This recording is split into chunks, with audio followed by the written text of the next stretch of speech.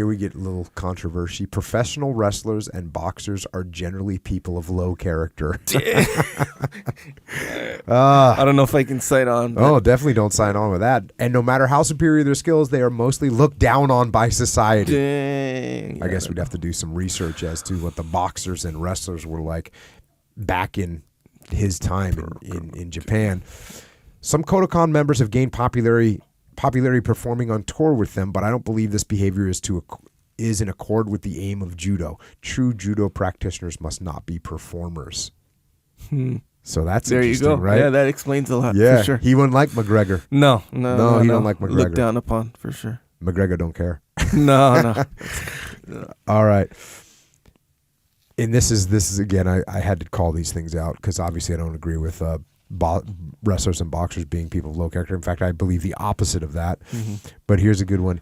In the future, when asked to compete against wrestlers or boxers, the competitors must decide whether the judo practitioners will compete under the rules of boxing or wrestling, or whether the opponent will compete under the rules of judo. However, those contests must never be commercialized. They must be merely trials between volunteers for the purpose of research. If for some reason showmen should get involved, people get charged admission, and it becomes a spectator sport, you must recognize that this is in complete violation of the spirit of Kodokan Judo. So what about Olympic judo then? That's a violation. Yeah, I mean, there's a lot of things you call, but actually, Judo Gene LaBelle. Yeah, he fought against boxer Milo Savage, 1963, in I think it was Denver. I forget where it was, but yeah, that's kind of noted as sort of the beginning of like whatever popular MMA. Right? Boxer versus judoka. Yeah. And Judo Gene LaBelle is a American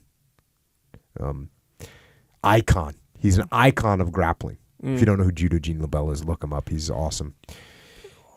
And he did this back in the day, back in 1963.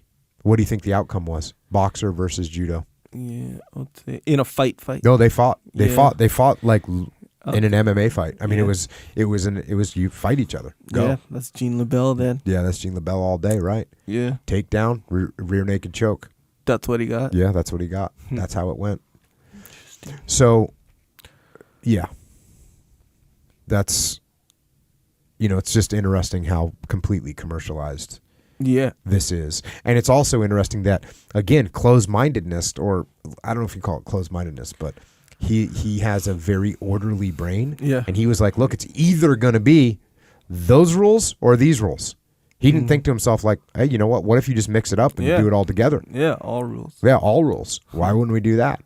Which is interesting because in judo, they do cover striking, and you don't hear about it much, but those are part of it. So it's interesting that in his mind, it's like, no, it's either those rules or these rules. Yeah, very rigid. Yeah, very rigid thinker. Yeah, that's a good point.